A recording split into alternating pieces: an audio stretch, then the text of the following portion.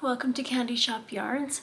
I am Deborah. I'm your confectioner extraordinaire. I'm the owner of Candy Shoppe Yarns, and this is episode 10. This is a video where I just share things that I've been making, primarily fiber related projects, and it is March 30th, 2023. So welcome back. Thank you for joining me today. You can find me on Instagram as Candy Shoppe Yarns.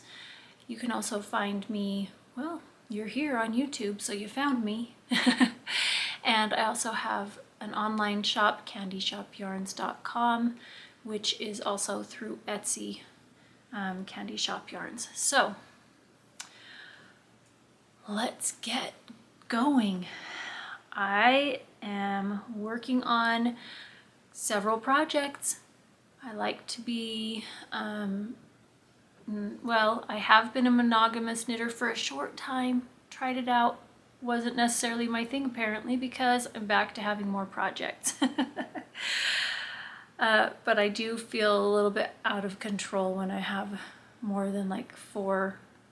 I don't feel as comfortable with my making because I feel like I'm not making progress on anything, you know, if I have too many.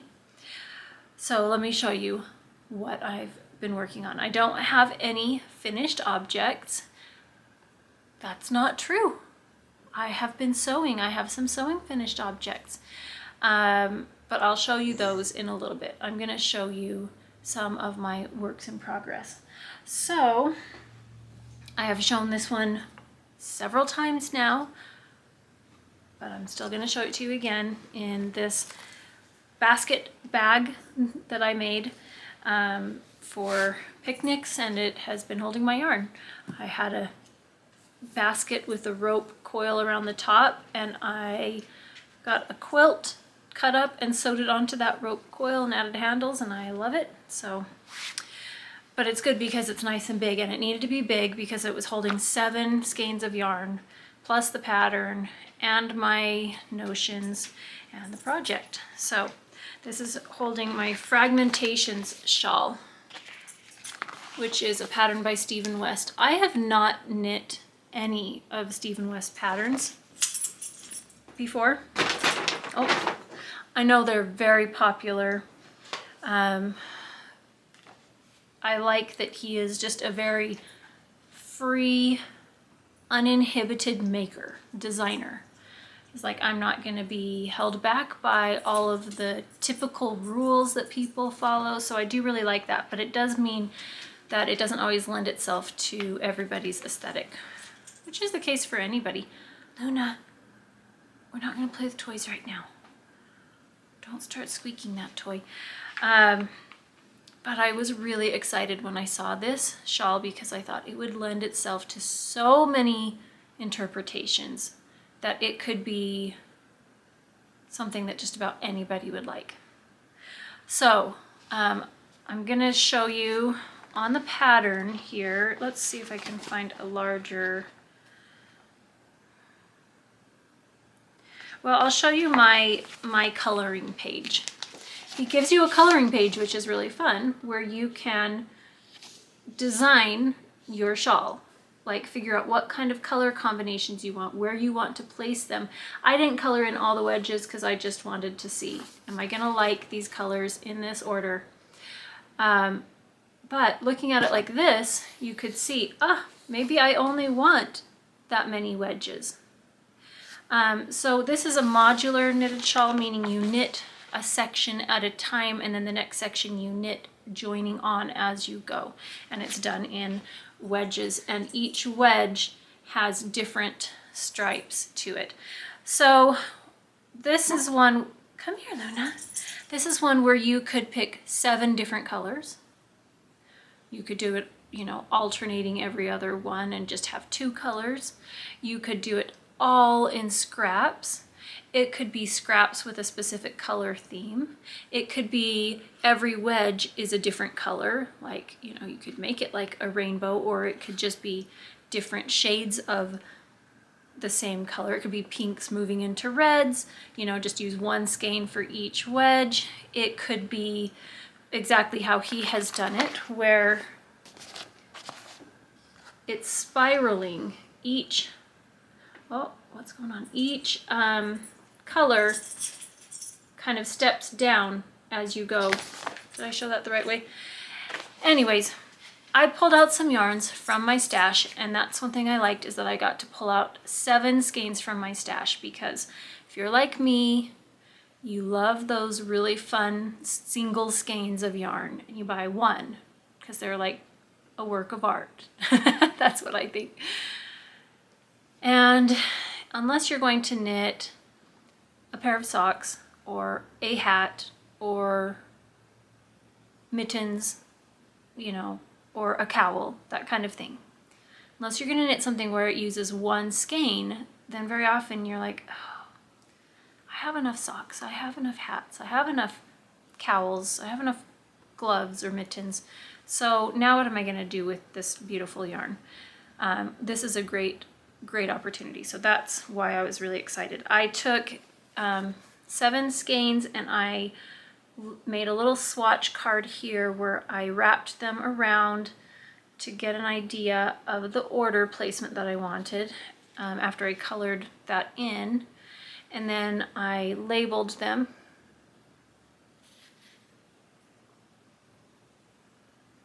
So I would know what I was doing, which color was which. And that was a lot of the fun, was the prep work for it. Winding all of the skeins into cakes. So, oh, that looks so pretty. I just love these yarns. Okay. So I knit 1 wedge, 2 wedges, 3 wedges, and 4. Last time I was halfway through wedge 3, I think. Well, I finished the 3rd one. I did the 4th one. Oh, look at those colors.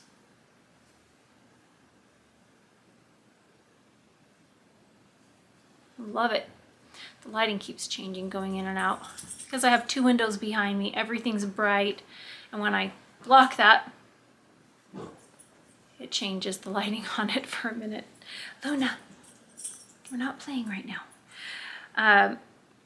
This has been really, really a fun project, but it is big. It is big.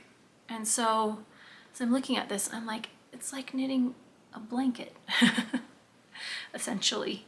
I mean, maybe a baby blanket size, but still, it's a lot of knitting.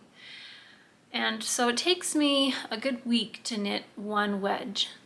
And with there being 7 wedges, I figure that's 7 weeks, but I don't always get one done a week. So it's taken me a little longer.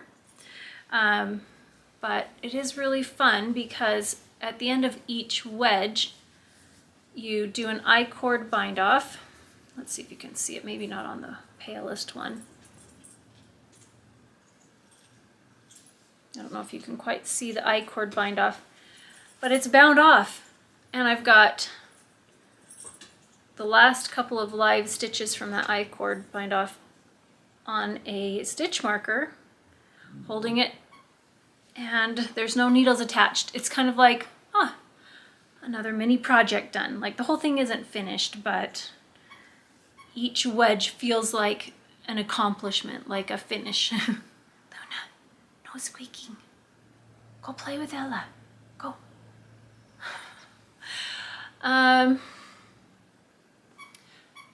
Because of that, in hindsight, I wish I had omitted 1 wedge. Hey, go. I'm gonna have to take away the toys. No squeaking. I'm such a mean person, I know. Play with this one. Because it's just big. It's really big. Just already, I'm like, that is a plenty big shawl. And I'm just over halfway done. I've done 4 of 7.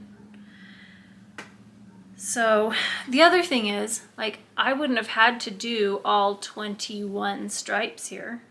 I could have stopped at any point in here. So it's just so customizable. I'm like, everybody should knit one. Well, everybody should if they want to. But I will have a lot of yarn left over. He says you need 7 skeins, and so you can have all the 7 different colors. But in the end, I mean, I'm over halfway done, but I'm nowhere near halfway through one cake of yarn. And each one you use the same amount because of how, oh, well, if you do it in the way he's designed it, where it kind of stair steps, like I was saying, it means that you will use the same amount of every skein throughout the project. Now, the yarns that I've used are different bases. They're all fingering weight yarn, but like this hedgehog fibers skein is a very thin one. It's very thin and splitty. And then I've got this one that is Willamette. Did I say that right? I bet I didn't say it right. Willamette, I don't know, Valley Wool Company. This one is a lot thicker, but in the end it works out fine. What I did find was weaving in all those ends. I wove them in as I went religiously because that is a lot. 2 ends for every single stripe. There's 21 in each section, which means there's 42 ends per wedge. Well, this is quite a drapey, loose, floppy gauge. And with the thinner yarns, especially this hedgehog fiber one, the ends just wanted to work their way loose. So as I was weaving them in, I started weaving them in where I was splitting the strands, like to go through previous strands to catch them. It was still wanting to split and still wanting to poke through, and I thought, I had left all the ends on the back. Let me see. See how I have these ends here? I had left them all longer like this, and so the back was just covered in those. And I thought, when I go and after I block it and trim it, they're still going to work their way through to the front, and that is going to be so obnoxious. So I took the time yesterday to put a little dab of fabric glue, like what I did right where the yarn came out of the project after I wove it in, like right where it exited. I just touched the tip of the bottle, the glue bottle, to it so that it just had the slightest amount there. Let it all dry and then snipped it off right at the fabric, and they are staying. So that is fantastic. They're staying, and they also, you don't even notice them. Like I don't really, like I can look for them and then go, oh yeah, there's an end, but like it's great. I normally don't do anything like that until after I finish a project and block it, but I don't plan on blocking this one. It's garter, it's huge, it doesn't need blocking. Like, yeah, so I'm not gonna worry about that. I will say also with this project, with the I-cord bind off, when I did the very first section, I thought I was doing it loose, but it still is a little bit tight and it kind of wants to pull in a little bit, just a little bit in comparison to the next ones because I was a little bit looser with all the rest, and these are like perfect, perfect, perfect, perfect. So actually this one is slightly tight, maybe. I don't know. So I had to just be really, really loose with my I-cord bind off for it to lay really nice and smooth. And on the back here, where you join them together as you go, you almost get like the seam, kind of like an I-cord kind of thing.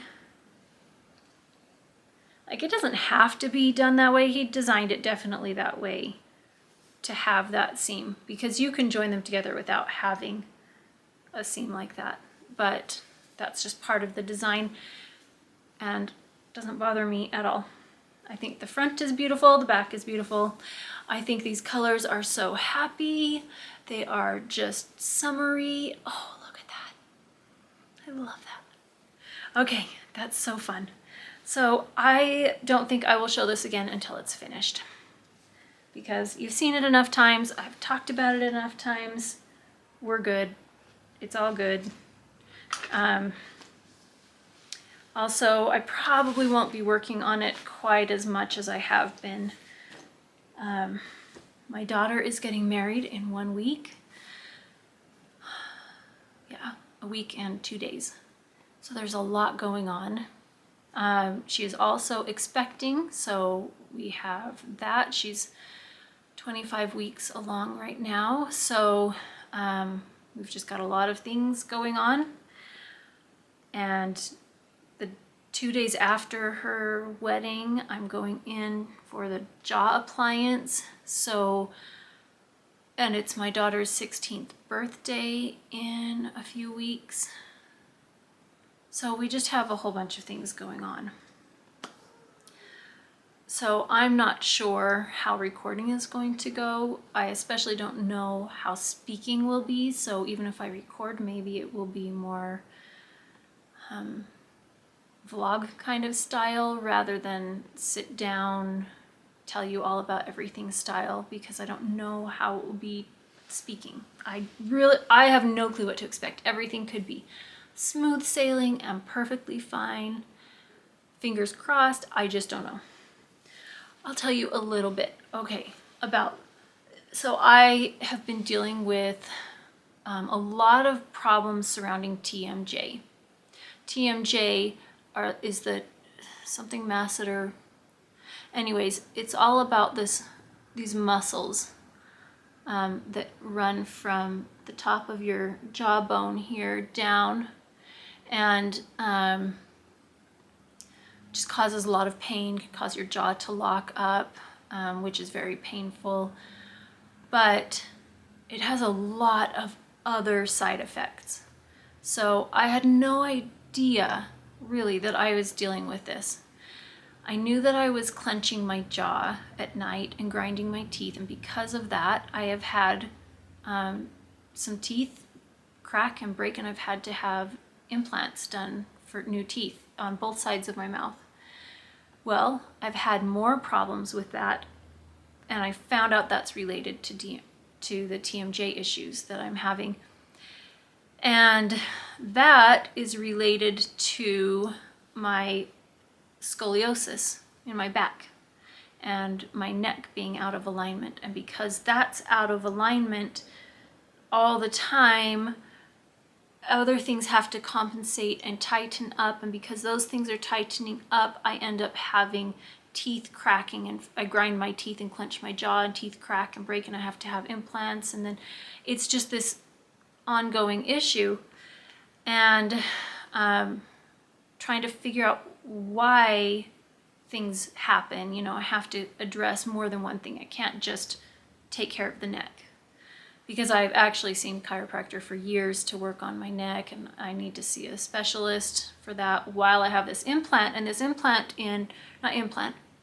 appliance that will be in my mouth over my teeth will help create a space between my jawbone. So your jawbone is like this, and you have a piece of cartilage, a disc of cartilage here, and that cartilage often slips like out here on the edge or even in front, and that's where the lockjaw comes into play. Well, my joint isn't doing this anymore. It's ground flat like this, and it's doing that, and I have no cartilage left. So we have to create a space for scar tissue to develop, and then work on my neck during that, and then I'll have to do braces, and then I'll have to reconstruct my bite with crowns and implants and things. It's just, this is going to take years. I've already been dealing with a lot of the things for years, and it's going to be an ongoing process, but you can't finish anything unless you start. So, okay, let's move on. All of that was just who knows what's coming. In my fun bag, project bag of the month from March of, I don't remember what year, 2017, 2016 maybe, something like that. I have socks. This is my Lucky Star sock pattern. Oh, Kelly of Lay Family Yarn on her latest episode on YouTube. What is it called? Is it called Lay Family Vlog? I don't remember the channel, but it's if you find Kelly of Lay Family Yarns on Instagram, you'll find a link to her videos. She talked about wanting to knit these socks, and she cast some on, and it's fun to see hers. And I just was in the mood to knit socks after we talked about favorite projects of all time, and mine were scrappy socks. But as I was thinking, well, what scrappy socks, what kind have I made the most? It's this. I've knit, I can't remember how many different pairs of different variations. I've used this sock pattern for a lot of different socks, but I mean at least 6. So I just wanted to knit another one. So I saved these socks. I'm trying to untangle everything. I saved these at this spot and haven't done any more so I could show you the heel flap. So I'm gonna hold it back here because the lighting gets way off when I get it up close. I'll get up close in a minute for something else, but to show you one part. So this is what deters a lot of people from making these socks. First of all, they think that it's intarsia. I don't know. It's not. It's duplicate stitch, and when they find out it's duplicate stitch, they think, oh no, that's too hard. I can't do it. Well, I have recorded a video when I made this pattern with a tutorial so you could see how to do it. And so you could watch that video. It's on this same channel. It's one of the first videos. You could watch that and see what you think of it, if you think it's hard or not. But mostly you just don't know until you do it. If you're familiar with cross stitch, it will just feel right at home to you because it's very, very, very similar, like counted cross stitch. It's very similar. If you have ever wove in your ends by following the strand of yarn through the knitting pattern, so it kind of does this loop down and up. If you weave in your yarn that way, if you've ever done that, you're essentially doing duplicate stitch. So I like this because the heel flap is just stockinette stitch, and typically we want to do a reinforced heel, so we'll often do a slip stitch or eye of partridge heel to reinforce the heel. But by duplicate stitching, you're getting 2+ layers here, so it's reinforced. The reason I say plus is because all those ends you weave in. So I'm going to show you the ends on the back. Now mine, after doing this many times, has become more tidy, but it doesn't have to be. It's on the inside. As long as it's not a big lump that's going to bother your heel. I've never had that issue even with my earlier ones where they were a lot less tidy. So let's show you. Can you see that? Okay. There we go. It gets darker, so it's hard to see. But I just think this is fun. Really fun. Super fun to do. I was debating on switching my colors up and doing a green heart and star, and I had several different greens, and then doing purples for the toe, the stripes on the toe. But I just really wanted the heel to have purple on it. And also I haven't decided who these are for, but I just was thinking about it yesterday when I was washing all of my hand knit socks, and I don't have any that are yellow.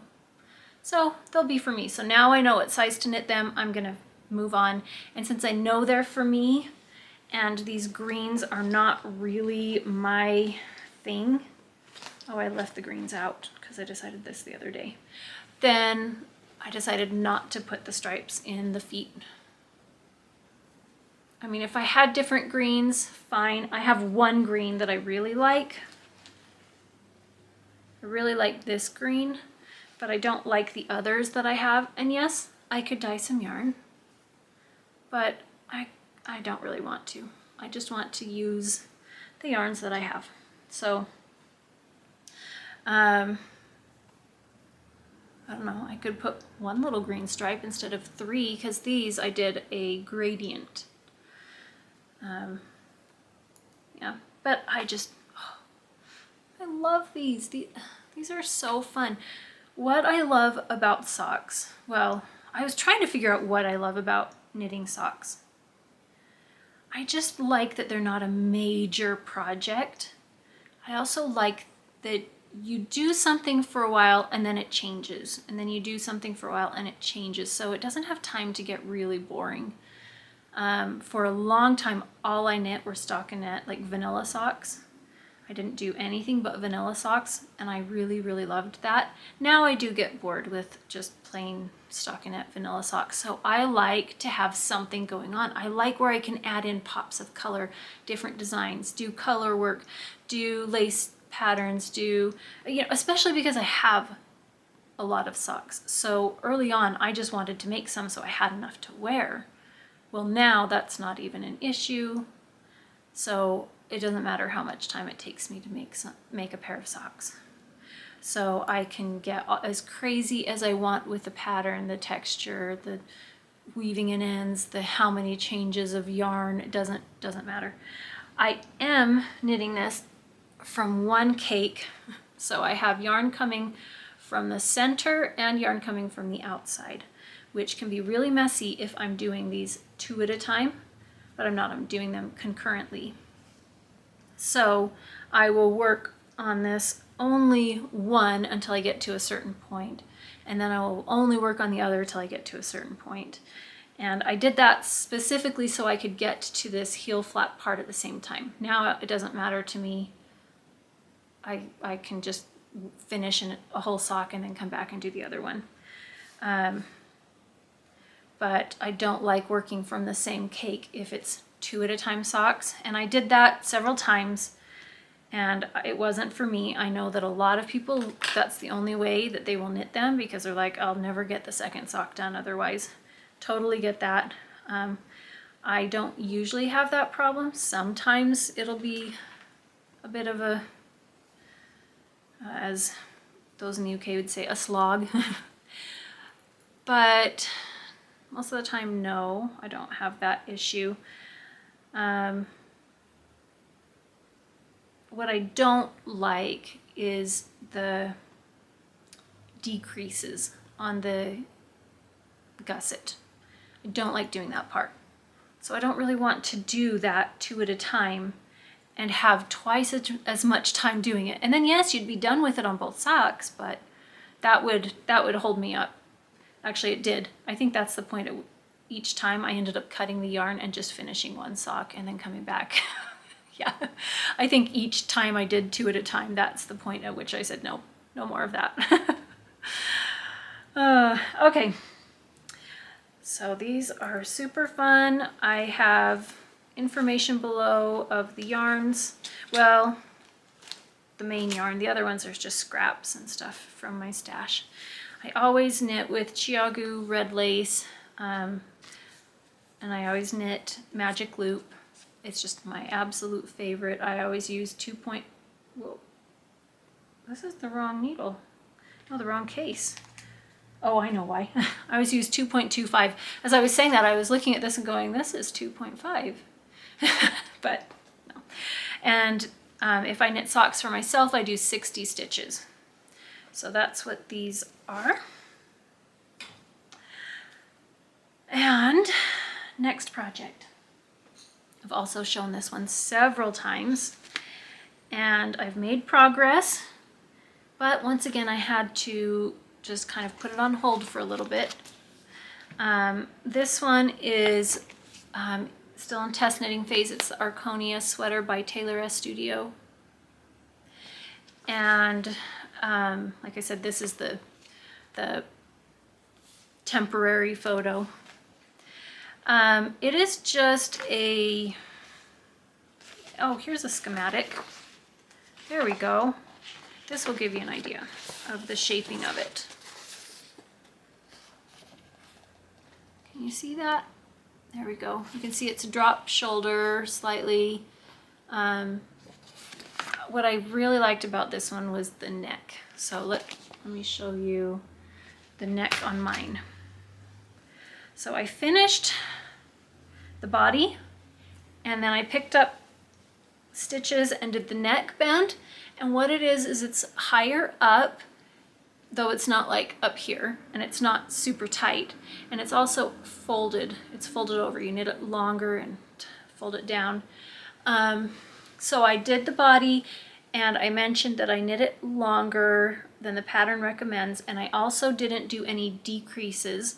I just went down a couple needle sizes and did the ribbing because I wanted this sweater to be straight once it's all done and blocked, which it will be. That's once it's blocked is going to be straight. So that was kind of the style I wanted. This one will be more oversized than her sample because my gauge was off, and I did start again with a smaller needle size and my gauge was still off, and I just decided I actually don't mind that. But let's put this on how it is. Let's see.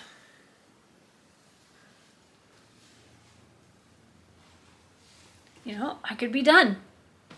I could just be done right here. Call it a day.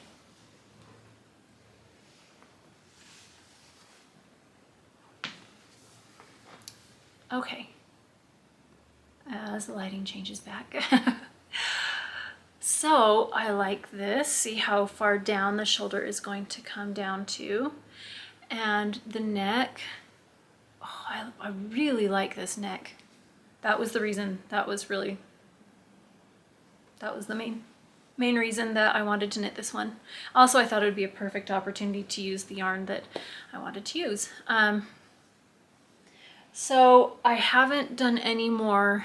I haven't picked up the stitches for the sleeves because this is how much yarn I had remaining from knitting the body. Well, I did one skein and got down to, I don't know, maybe here, and then started the second skein, and this is what I had left.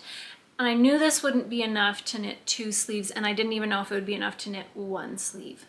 And I didn't want, I mean, it probably is, but I didn't want to do 1 sleeve with 1 skein or 3/4 of it and then pick up another one and do the other one just in case they are really off, because hand-dyed yarn, that happens. And this is my yarn. This is Sugar Lips on Truffle Boucle slub base. I call it the Truffle base, which is a fingering boucle slub. And it has variations of pinks and purples and reds. And I'm holding it together with Cherry on my Cotton Candy base, which is a lace weight mohair. Now, a lot of people, and myself included, will say I held it double width. Well, I had a friend that asked me a question and she was very confused by that, and I thought that actually is a very, very valid point. When we say we hold something double, we're saying we hold 2 strands together. But if we say we held these double, it sounds like this one I held 2 strands of and this one I held 2 strands of. No, so when somebody says I'm holding it double, it means there's 2 strands. So if we have 2 skeins, there's 1 strand of each. That's my understanding. That's what I have seen everywhere.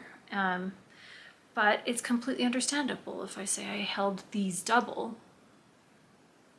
It would be understandable for someone to think two strands of this, 2 strands of this, so you have 4 strands altogether. So completely understandable. So I thought I should just mention that just in case anybody else was confused by that. So anyways, like I said, I didn't pick up the stitches because I thought, oh, I don't have enough of that, but I still had more yarn. I just didn't have any time to go and wind them into cakes. So I finally went late last night, wound them into cakes, but I haven't had time to pick them up. Oh, well, I actually sat down to pick up the stitches and realized I didn't have the needle with me. And I like to pick up stitches with a crochet hook. I find it easier. I just grab a crochet hook and I go through the stitch that I need, pull the yarn through and place it on my knitting needle and do that. I find that much easier. So I needed to get this. So I didn't have that at first and I thought, oh wait, I don't have the yarn. So I was waiting on that. So I got the yarn and last night I went, okay, let's start. I have the yarn, I've got my crochet hook. I went, oh, I don't have the needle. my sewing / yarn room. Well, I have something called a yarn room, which is for my business, and something I call my sewing room, which is all my creative things in one. So sewing is only a small portion of it.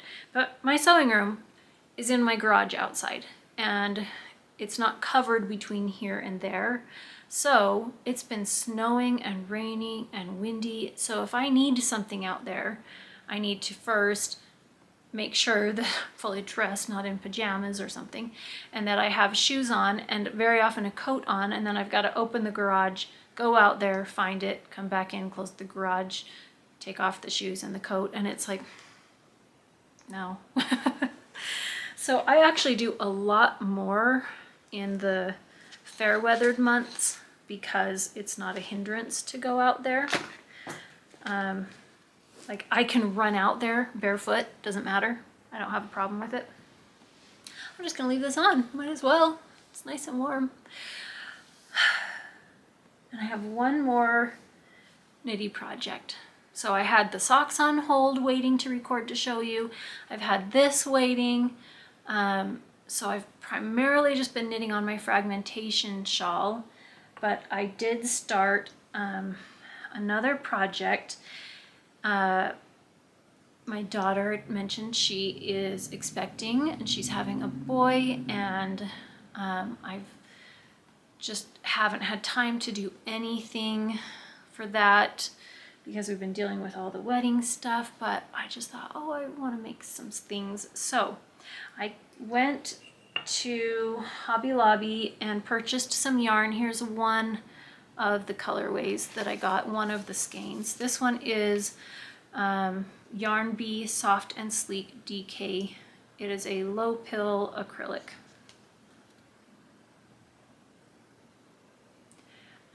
It says DK. There's no way this is DK. And I chose this one because I needed a sport weight yarn for what I was making. And this one is sport weight. I did not do a swatch. I was going to do a swatch and I just decided, not going to. I'm just gonna start knitting. It's a little baby thing that's gonna be stretchy and it doesn't need to fit them at an exact time of the year. I wanted to make something for the winter months, which is like 6 months long. So as long as it fits sometime in there, fine. So let me pull up what I'm making. It's these little like legging kind of things. This one is a pattern I purchased on Etsy from MimiKnitPatterns, and it has an option for footed pants, like ribbed legging pants, or cuffed ones, and you can add a drawstring or not. And I thought it was adorable, and I purchased the pattern and I got the yarn and opened up the pattern, and it is a bit confusing. First off, I cast on the number of stitches it called for and got around after joining in the round and started knitting, and the numbers were off. So I went back to see, did I get it wrong? No, that's what the number said. So I checked another one and saw, oh, those numbers are off too. So there, 2 of the like 6 size options were off, but the other 4 seemed to be fine. It needed to be divisible by 4 because you do a 3x1 ribbing. So here is what I've got so far. I mean, I just started it, but I knit this much, and then I realized because it was off, I had to decide, do I go down 2 stitches or do I go up 2 stitches?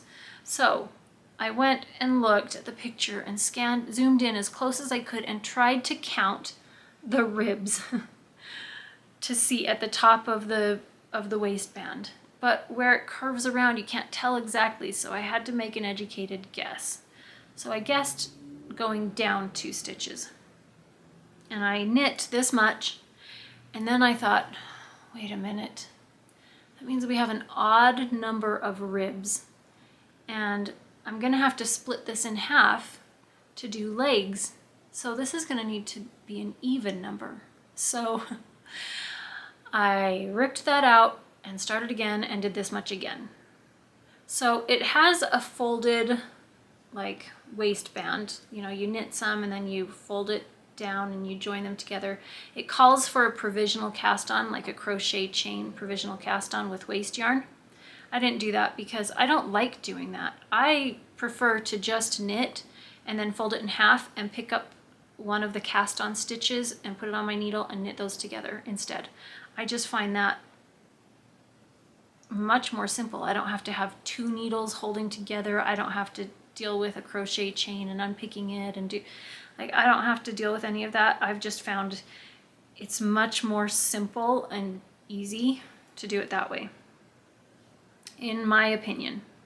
So as I was like looking ahead in the pattern to try to see, like try to visualize so I knew if I needed even number of ribbing or not, I just couldn't tell. I don't know if anybody else is, I'm sure other people are like this. I know I'm not alone. I'm not the only one that thinks this way, but I struggle to see a 2D shape and how it will create and move into a 3D shape. So when sewing, and you have sewing pattern pieces, and there are all these interesting shapes with darts and things like that, after sewing enough time, I know how it goes together, I know it works, but I struggle to visualize always how it will work, so I can't make adjustments really well. I can't see, I don't know if you've ever seen videos where it's like this computerized animation of a flat 2D random weird shape. Oh, I have an example. That's downstairs. And how it then folds up and manipulates to become a 3D shape.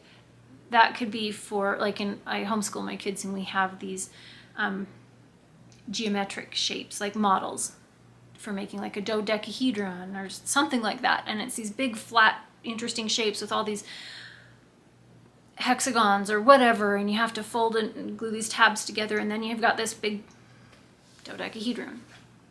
Something like that. Yeah, I have a hard time seeing how those will come together. So when knitting, I have a hard time seeing past the step I'm on.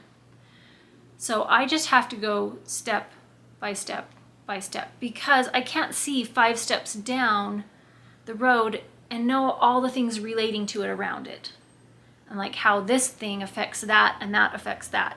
If that makes any sense, I'm not sure, but because of that, I couldn't tell, do I need an even number or an odd number of ribs? So I just went with the idea, this is what I did. I went and looked at all the other sizes that were evenly divisible by 4, and they all had even number of ribs. So that's when I made the decision, okay, I'm gonna go up to 2 stitches. So that was a long explanation, a long roundabout thing, but I just need to do things step by step by step. If I have to take it all in at once, it's just, no, it's not gonna work for me. That's why I like to know a designer and know that I can trust how they do things. So that's why I really like Dandelion and Dogwood. Or like Curious Handmade, Helen Stewart, her patterns. I know that I can trust each step, that they're going to take me to the correct place where I need to be, and I don't have to question it, I can just do it. So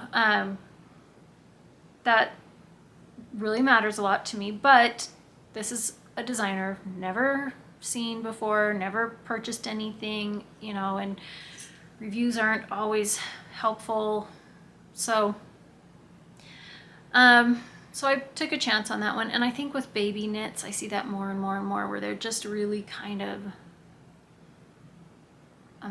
messy or sloppily written. Another thing that I find with baby knits is that sweaters, they're usually really wide and really short, and like the sleeves will be really wide. Like babies have these little teeny tiny arms, you know, like do we need a sleeve that's 4 times the width but not long? Like, so it's like the sleeve will come to here and down that long, and the body will come to here like this wide but only reach up to here. Like proportions are off a lot. I know a lot of the times it's like they need to get the neckline big enough for it to go over the head, or they need enough depth for the arm side, the drop in the sleeve here. So, but then there's no decreases or anything, and so then it's just a super wide sleeve. But why are they so short, or why are they, you know? So I've had a hard time finding patterns that I've really liked. First of all, the design of, and second, the proportions, and then third, how they're written. They're just kind of a sloppy mess a lot of the time. Not everyone. I haven't knit a lot. So here's my call to you. If you have a tried and true baby knit pattern, please share it below, where the proportions aren't wacky. Now here's the thing, every baby's gonna be different. I had really skinny, thin, long babies, but not everybody has that. But that's the thing, not every baby is going to be the same. So, you know, that's something to take into consideration. So I have more things that I am working on, but I've finished, so let me show you. More baby makes. I'm just making sure, because I don't want them to hear about it, because they're secret. Okay, I got some, is it called double knit gauze? I think it's called double knit gauze. Just really popular, trendy baby fabric right now. Just fabric in general, but it started out being mostly for like swaddle blankets for babies, and now it's like made into clothes for children and adults. So I made a blanket, and this one has one fabric on one side, it's a quilt. A blanket to me is a single layer. Maybe it has a front and a back. A quilt has a front, back, and a middle. This one has batting in the middle. A quilt can be pieced, but it can also be solid fabrics. That's my interpretation of it. So I've got this one with little tiny trees and like triangles for mountains. And then a plaid. I did my best to get these lines straight, but they're not printed straight on the fabric. So I either needed to go with the grain or I needed to go with the print, and that's always the debate. Well, with this type of fabric that crinkles up and has a lot of texture, but based on this grid, I needed to go with the weave. So that means, look at that, how different it is. That's all right though. It'll be a fully functional baby blanket. See, isn't it strange that this one was straight, but this isn't? So I pre-washed all the fabrics and pressed them, and then I sandwiched it together, and then I quilted it in large 5-inch grid. Normally I would do a smaller grid, but with this one I wanted it to be really loose and floppy. And then I washed it. I probably shouldn't have pre-washed it first, because when you wash this fabric, it shrinks up in different proportions, which is why I pre-washed it, because it shrinks up in different proportions one way than the other. And I wanted to make sure that I could get these to line up. And then I washed it again, but that means it's not crinkling up as much. You can't quite see the texture here. But I think if I wash it again another time, it will. The more you wash it and use it, the more it will. Okay, and then I made 2 receiving blankets with the same fabric. I mean, different prints, different colorways, you know, but the same type of fabric. And I did them 2 different sizes, like you can see folded up, that one is smaller than the other. And I did that because when you have a newborn, you don't want a massive blanket, and it's already big. That's the inside. It's already plenty big, which you want enough that you can use to throw over the front of the car seat for some shade or privacy. Also as a cover-up if you need, if you're nursing, or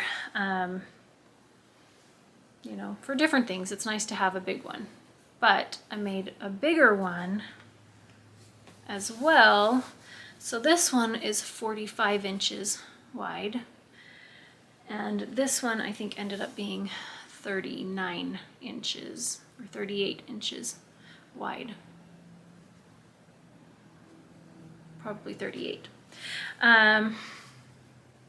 So those all coordinate and go together. And then I had a little scrap from the one I cut down, so I made a little teeny tiny bib. I still need to put the snaps on it here, but this one is a double layer, but nice and soft and cute. So there's a little tiny bib. And then I ordered some supplies for making little rattles and teethers. So I got some birch wood rings that are just naturally finished, like oiled, and then I ordered some little rattle inserts. I love the sound of these all together. I walked around the other day just doing this because it was just so cute. There are ones that were a little bit larger that would sound a little different. I really like the sound. So I was going to make a little teether rattler with this for my daughter's baby as well as my niece's. So that's another project to do. But I've got enough on my plate. So I have that's right, I almost forgot. I have a giveaway. So last week I didn't even bring it in. I had a project bag, my little bunny bag, and a skein of yarn from the last episode, so episode 9.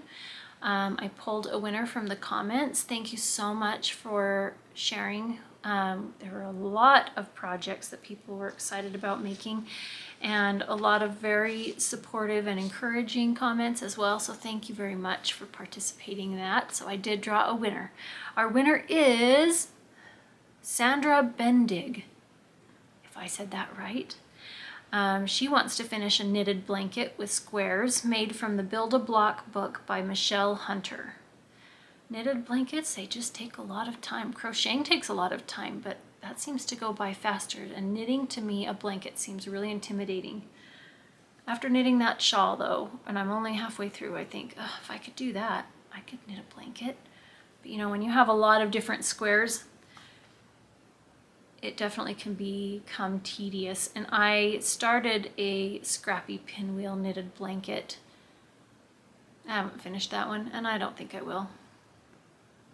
I started making more blocks to finish out a baby blanket size at least, and I need 2 more, I think, maybe 3.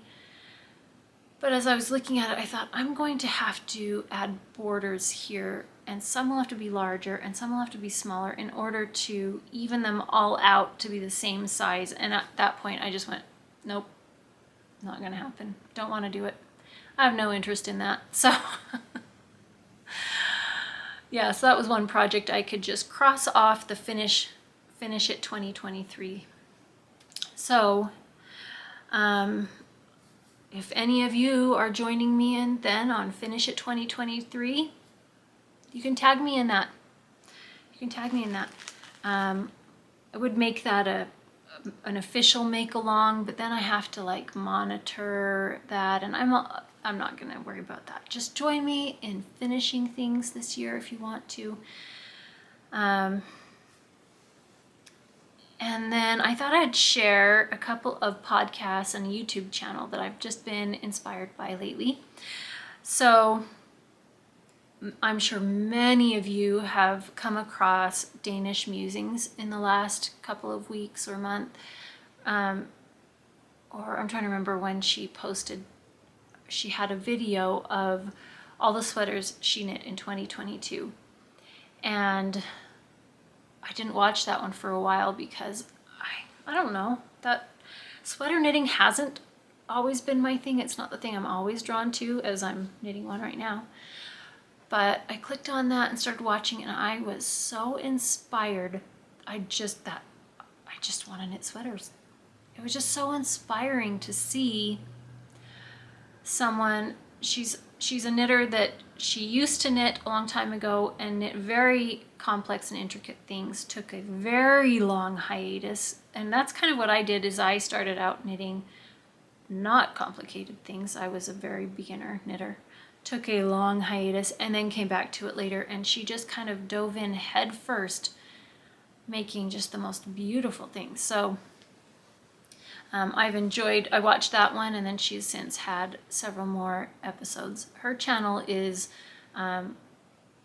really based on other things, lifestyle kind of things. And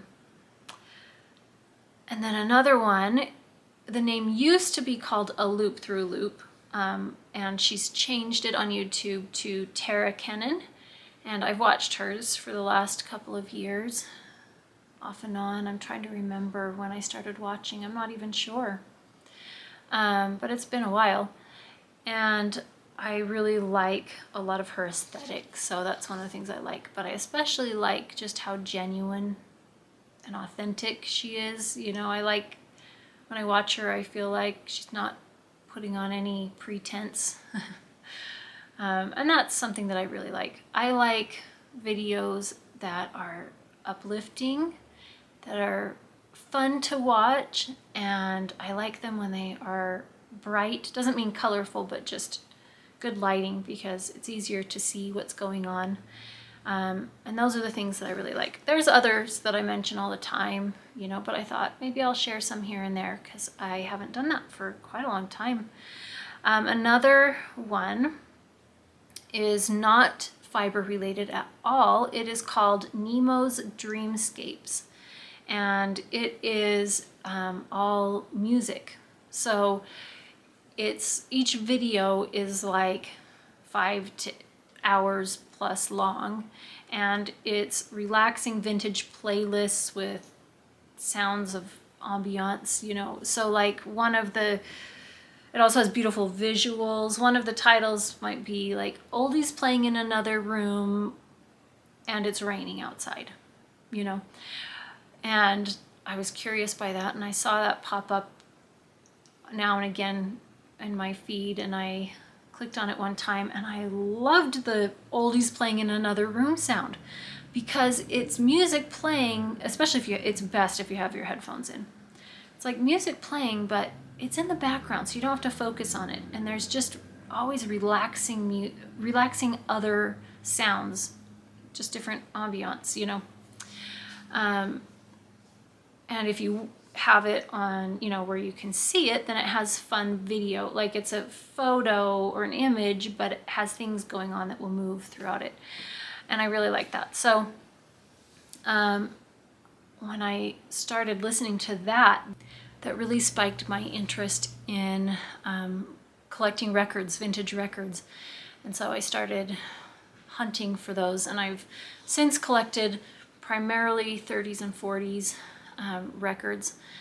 I have two from the 20s, a few from the 50s, but that's what I've just really enjoyed. So I will link those YouTube channels down below where you can go check them out. And I appreciate you joining me. I hope to see you soon, but I'm not sure what to expect. So I will chat with you again sometime later.